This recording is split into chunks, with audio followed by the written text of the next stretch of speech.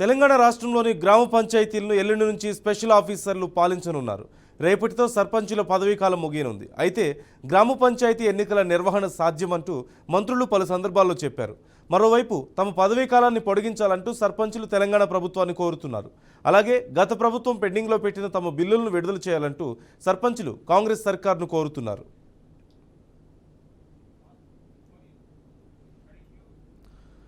పూర్తి సమాచారం మా ప్రతినిధి వాసుని అడిగి తెలుసుకుందాం.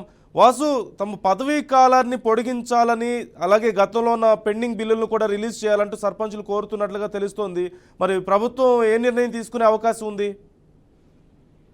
నందు, రేపటి నుంచి తెలంగాణలోని 12,751 గ్రామ పంచాయతీలకు సంబంధించిన సర్పంచుల పదవీకాలం ముగియనుంది. ఎల్లుండి నుంచి స్పెషల్ ఆఫీసర్ల పాలన రాబోతుంది. ఈ మేరకు ప్రభుత్వం నిర్ణయం తీసుకున్నట్టుగానే మనకు సమాచారం వస్తున్నది. ఎందుకంటే వీళ్ళు పదవీకాలం పొడిగించాలన్న ఏదైతే డిమాండ్ క్లిష్టతరమైన డిమాండ్, అది చాలా రాజ్యాంగానికి సంబంధించిన సమస్య కాబట్టి దాన్ని ప్రభుత్వం ఇప్పటికిప్పుడు పరిష్కరించే పరిస్థితి లేదు. అట్లాగే గత 5 సంవత్సరాల నుంచి కూడా బీఆర్ఎస్ ప్రభుత్వ హయాంలో ఈ సర్పంచులు చాలా వరకు ఆ గ్రామాల్లో పనులు నిర్వహించారు.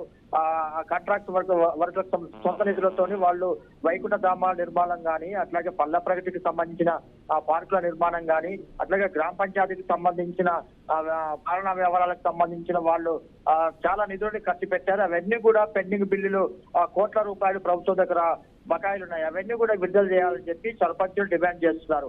అట్లా బిల్లులు విడుదల చేయకపోతే తమ పదవీ కాలాన్ని పొడిగిస్తే తాము దానికి సంబంధించిన కార్యాచరణ రూపొందించుకొని ముందుకెళ్తామని చెప్తున్నారు. కానీ ఆచరణ సాధ్యంగాని ఈ డిమాండ్ తోని ప్రభుత్వం ఎటు తేల్చుకోలేకపోతున్నది. అయితే రేపటి నుంచి 5 సంవత్సరాలు ముగియడంతో రేపటి నుంచి వాళ్ళ పదవీ కాలం ముగుస్తుంది. ఎల్లుండి నుంచి స్పెషల్ ఆఫీసర్ల పాలన తెలంగాణలో రాబోతోంది. నందు, రైట్, థ్యాంక్ యూ వాసు.